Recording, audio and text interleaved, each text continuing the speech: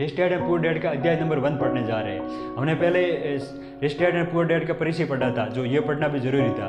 उसके अंदर 2 बहनें होती है जो पढ़ाई करती है। उनके माता पिता का एक सपना था कि मास्टर प्लान था कि यदि तुम अच्छी पढ़ाई कर लेते हो, पढ़ाई के बाद में यदि आपने ग्रेजुएशन पूरी कर दी, अच्छी कॉलेज आपने ग्रेजुएशन पूरी कर दी, आपको नौकरी मिल जाएगी और आपका जीवन सफल हो जाएगा और आप अपनी ज़िंदगी आसानी से बिताओगे। तो उन्होंने अच्छी तरह पढ़ा और पूरी ग्रेजुएशन होने के बाद में उन्हें नौकरी भी मिल गई जो अकाउंटेंट की थी। तो फिर बाद में उन्होंने नौकरी मिली, फिर बाद में उन्होंने शादी कर ली। बच्चे की जो बहन थी उसकी शादी हो गई। शादी होने के बाद में ये हुआ कि उनके पति थे, जो शादी के बाद जो पति थे वो भी उनकी भी नौकरी लगी हुई थी, जो उन्होंने 2 बार ग्रेजुएशन पूरी की थी। नौकरी दोनों की नौकरी थी, दोनों का जीवन मतलब खुशहाल था। शादी होने के बाद में 3 बच्चे हुए। तो 3 बच्चों में से 2 बच्चे अभी जो वो कॉलेज में पढ़ रहे थे, हाई स्कूल में पढ़ रहे थे। मतलब एक बच्चा हाई स्कूल में पढ़ रहा था और 2 कॉलेज में पढ़ रहे थे। जो कॉलेज में 2 बच्चे पढ़ रहे थे वो एक बच्ची थी और एक बच्चा था। और जो अभी पढ़ाई कर रहा था, मतलब जो अभी हाई स्कूल में पढ़ रहा था, वो एक दिन घर आकर अचानक बोला, अपनी माता से बोला कि मुझे अब पढ़ाई आगे नहीं करनी है, मुझे मेरे पढ़ाई में मन नहीं लगता। वो बच्चा होशियार था, दिमाग से मतलब इंटेलिजेंट था और वो साले ने एक शांत दिमाग का था, लेकिन फिर भी वो बोला मुझे, क्योंकि इस पढ़ाई में जो मैं अभी ये पढ़ रहा हूँ वो मेरे आगे क्या काम आएगा ज़िंदगी में, जो मेरी स्कूली शिक्षा है वो आगे क्या काम आएगी, मैं अब पढ़ाई नहीं करूँगा। पढ़ाई से उसका मन भंग हो गया था। उसकी माता ने समझाया कि यदि तुम पढ़ाई नहीं करोगे अभी तो फिर बाद में तुम्हें अच्छी कॉलेज नहीं मिलेगी, अच्छी कॉलेज नहीं मिलेगी तो हमें फिर नौकरी नहीं मिलेगी। तो उसने बच्चे ने बोला कि मैं आपकी तरह नहीं, मुझे नौकरी, मैं एक अमीर बनूंगा, वो भी बिना कॉलेज जाए, बिना कॉलेज मैं अमीर बनूंगा। वो बच्चा बोलता है मुझे आपकी तरह जिंदगी नहीं जीनी है। वो बच्चा अपनी माता से बोलता है अपने कि आपके और आपके पिताजी की तरह मुझे, मतलब मेरे पिताजी और आपकी तरह मुझे जिंदगी नहीं जीनी है, ऐसा बच्चा बोल रहा था। फिर बाद में वो माता जो सोच रही थी कि बच्चे, माँ का दिल होता है, वो माँ सोचती है मुझे बेटे को मैं कौन सी सलाह दूं अच्छी, ताकि वो ऐसी सलाह या मैं सलाह दूं मुझे खुद को मालूम नहीं मैं आगे क्या बोलूं। वो बच्चा उदाहरण देता है कि पहले जो नौकरी में पैसे मिलते थे वो अभी उतने पैसे नहीं मिलते। जैसे वो उदाहरण भी देते हैं जिनकी कॉलेज नहीं हुई है, जिनकी कॉलेज पूरी डिग्री नहीं की है और वो सबसे बड़े अमीर आदमी है, वो एग्जाम्पल देते हैं अमेरिका के सबसे बड़े अमीर आदमी वगैरह, और कई एग्जाम्पल देते हैं। फिर माता एक सोच में पड़ जाती है कि मेरी भी सोच विचार धारणा वही है जो मेरे माता पिता ने मुझे समझाई थी, मास्टर प्लान। तो वो सोचती है मुझे कोई सलाह देने वाला मिल जाए।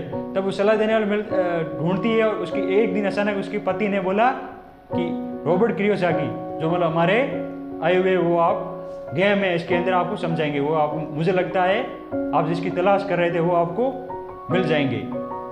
फिर बाद में वो अपनी बच्ची के साथ में एक खेल खेलने में, जो खेल खेलने जाते हैं, जो 3-3 का समूह था, 15 लोग थे, वो हमने काफ़ी पढ़ा था।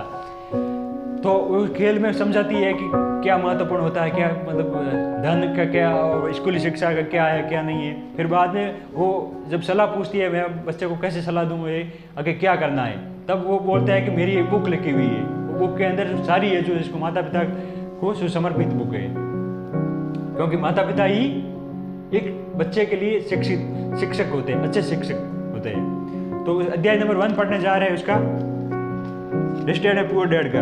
रॉबर्ट कियोसाकी के अनुसार, एक छोटा सा मेरा निवेदन है, मैं 1 साल से ये वीडियो वगैरह बना रहा हूँ, तो मतलब इतना ज़्यादा पहले नहीं था, और अब लाइक शेयर, और यदि आप चैनल पर नए हो तो सब्सक्राइब जरूर कर देना। तो अगले वीडियो इसकी इंतज़ार कर लिए, और एक मेरा छोटा सा निवेदन है, और आप शेयर भी ज़रूर करें, ताकि और ये जो बात है, ये जो मेरी कहानी, ये जो रॉबर्ट कियोसाकी के द्वारा लिखी हुई जो एक बहुत ही बड़ी कीमती कहानी है, जिसके पढ़कर कईयों की ज़िंदगी सुधर गई है। मैंने पहले आपको बताया था, बहुत बड़े बड़े साइंटिस्टों ने ये बताया था, मैंने अगर 20 साल पहले पढ़ ली होती तो मेरा क्या होता। तो ये बहुत ही मतलब शानदार है, और इसे हम स्टार्ट करने जा रहे हैं, तो सब्सक्राइब जरूर करना। रॉबर्ट कियोसाकी के अनुसार, मेरे 2 डैडी थे, एक अमीर और दूसरे गरीब। एक बहुत पढ़े लिखे थे और समझदार थे, वे पीएचडी थे और उन्होंने अपने 4 साल के अंडर ग्रेजुएट कार्य को 2 साल में ही 2 साल से भी कम समय में कर लिया था।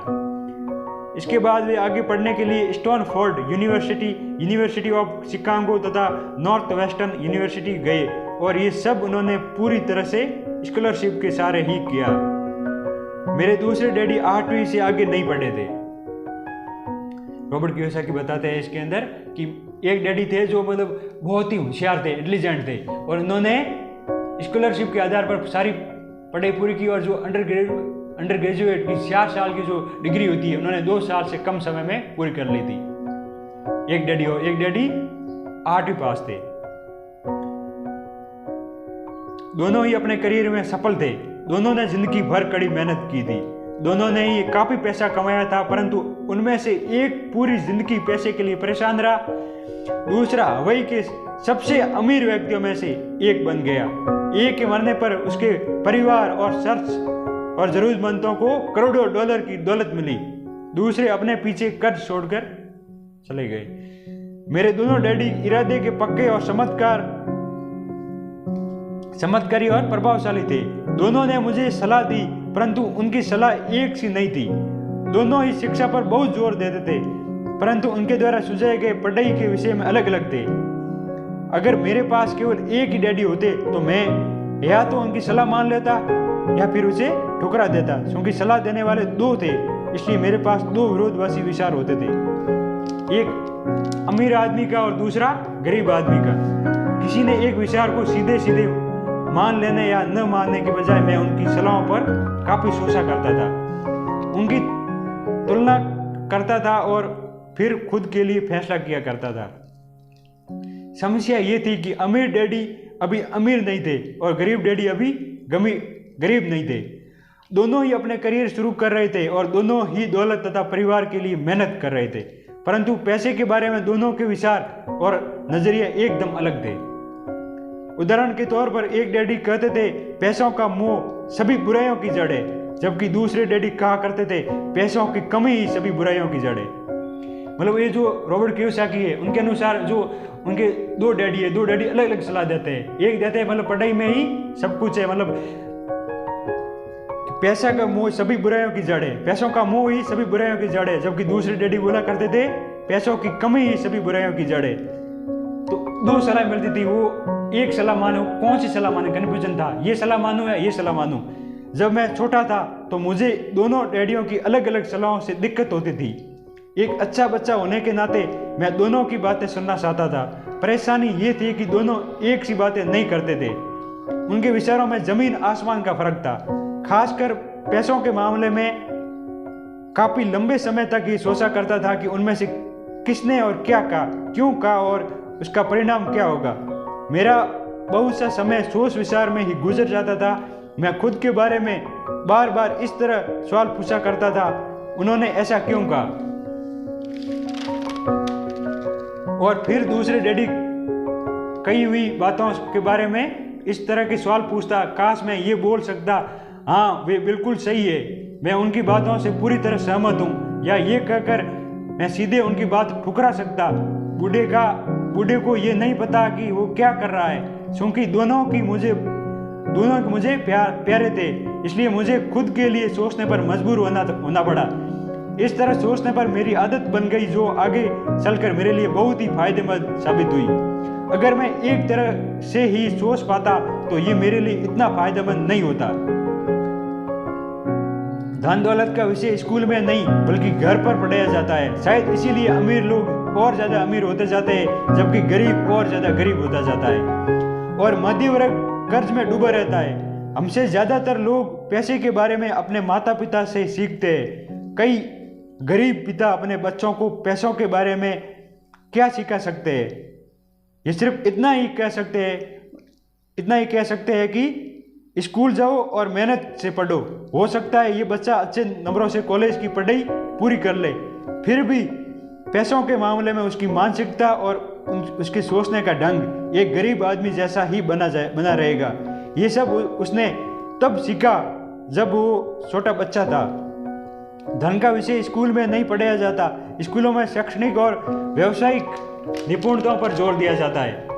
न कि धन संबंधी निपुणता पर। इससे ये साफ हो जाता है कि जिन स्मार्ट ब्रेकर्स, डॉक्टर्स और अकाउंटेंट्स के स्कूल में अच्छे नंबर आते हैं वे जिंदगी भर पैसों के लिए संघर्ष क्यों करते हैं। हमारे देश पर भारी कर्ज लदा हुआ है, वो काफी हद तक उन शिक्षित राजनेताओं और सरकारी अधिकारियों के कारण है जो आर्थिक नीतियां बनाते हैं और मजे की बात यह है कि ये धन के बारे में बहुत कम जानते हैं। मैं अक्सर नई सदी में आने वाली समस्याओं के बारे में सोचता हूं, तब क्या होगा जब हमारे पास ऐसे करोड़ों लोग होंगे जिन्हें आर्थिक और चिकित्सीय मदद की जरूरत होगी।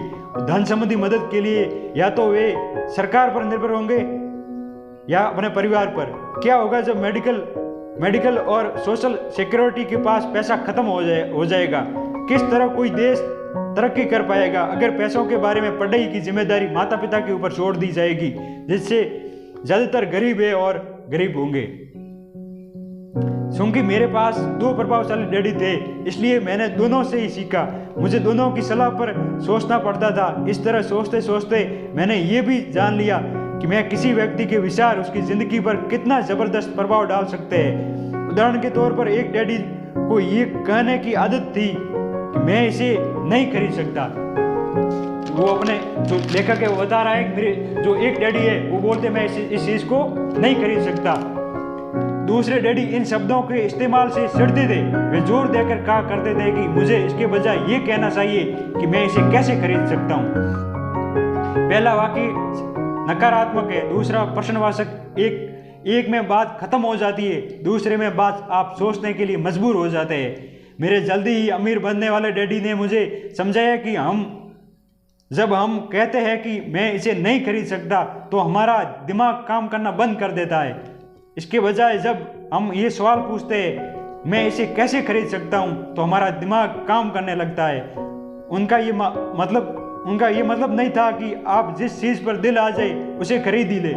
वे लगभग दीवानगी की हद तक अपने दिमाग को कसरत करवाना चाहते थे, क्योंकि उनके ख्याल से दिमाग दुनिया का सबसे ताकतवर कंप्यूटर है। मेरा दिमाग हर रोज तेज होता जाता है क्योंकि मैं इसकी कसरत करता हूँ। ये जितना तेज होता जाता है मैं इसकी मदद से उतना ही ज़्यादा पैसा कमा सकता हूँ। उनका मानना था कि मैं इसे नहीं खरीद सकता, ये कहना दिमागी आलस की पहचान है। हालांकि दोनों ही डैडी अपने काम में कड़ी मेहनत करते थे, परंतु मैंने देखा कि पैसे के मामले में एक डैडी की आदत ये थी कि वे अपने दिमाग को सुला देते थे, दूसरे डैडी अपने दिमाग को लगातार कसरत करवाते रहते थे। इसका दीर्घकालीन परिणाम ये हुआ कि एक डैडी आर्थिक रूप से बहुत ही अमीर होते चले गए, जबकि दूसरे डैडी लगातार कमजोर होते चले गए। इसे इस तरह से समझे कि एक व्यक्ति हर रोज कसरत करने के लिए जिम जाता था, जबकि दूसरा व्यक्ति अपने सोफे पर बैठे टीवी देखता रहता। शरीर की यही कसरत से आप ज्यादा तंदुरुस्त हो सकते हैं और दिमाग सही कसरत से आप ज्यादा अमीर हो सकते हैं। आलस्य से स्वास्थ्य और धन दोनों का नुकसान होता है। मेरे दोनों डैडियों के विचारधारा में जमीन आसमान का अंतर था। दोनों की सोच में अलग अलग। एक डैडी की सोच थी कि अमीरों को ज्यादा टैक्स देना चाहिए ताकि बेचारे गरीबों को ज्यादा फायदा मिल सके, जबकि दूसरे डैडी कहते थे टैक्स उन लोगों को सजा देता है जो उत्पादन करते हैं, उन लोगों को इनाम देते हैं जो उत्पादन नहीं करते। दो डैडी की सलाह अलग अलग थी। एक डैडी बोलते थे कि जो गरीब लोग हैं, मतलब अमीर लोग ज्यादा टैक्स दे ताकि जो गरीब है उनको फायदा हो। जो अमीर डैडी थे वो बोलते थे जो उत्पादन करता है, जिस चीज का उत्पादन करता है, अमीर बना है वो उत्पादन करके उसको सजा दे रहा है ये सरकार, मतलब उसके पास से टैक्स ले रहा है, और जो गरीब है उसको मतलब एक इनाम दे रहा है, इनाम के रूप में ऐसे ही मतलब पैसे दे रहा है कि ये आप ऐसे ही रख दीजिए, मतलब आप और गरीब रहते रहिए। इनका कहने का मतलब ये है टैक्स उन लोगों को सजा देता है जो उत्पादन करते हैं और उन लोगों को इनाम देता है जो उत्पादन नहीं करते हैं। एक डैडी सिखाते थे कि मेहनत से पढ़ो ताकि अच्छी कंपनी में नौकरी मिल जाए, जबकि दूसरे डैडी ये सीख ये थी कि मेहनत से पढ़ो ताकि तुम्हें किसी अच्छी कंपनी खरीदने का मौका मिल जाए। एक डैडी कहते थे मैं इसलिए अमीर नहीं हूँ क्योंकि मुझे बाल बच्चों को पालना पड़ता है।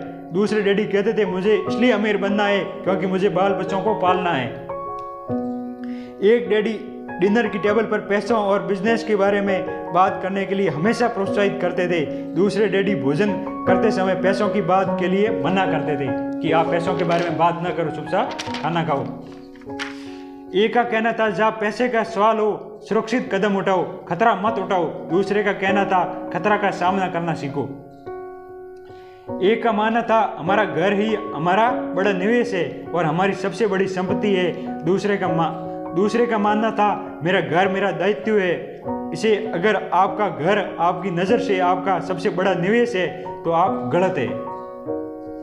दोनों ही डैडी बिल समय पर चुकाते थे, परंतु उनमें से एक सबसे पहले अपना बिल चुकाता था जबकि दूसरा सबसे आखिर में। एक डैडी का मानना था कि कंपनी या सरकार को आपका ध्यान रखना चाहिए और आपकी ज़रूरतों को पूरा करना चाहिए। वे हमेशा तनख्वाह में बढ़ोतरी और रिटायरमेंट योजना, मेडिकल लाभ, बीमारी की छुट्टी और बाकी सुविधाओं के बारे में चिंतित रहते थे। और दूसरे डैडी उनका एक अलग विचार था, वो हम नेक्स्ट वीडियो में पढ़ेंगे। नेक्स्ट वीडियो में पूरी कहानी स्टोरी पढ़ेंगे, जो अध्याय कल फर्स्ट अध्याय हमारा पूरा हो जाएगा।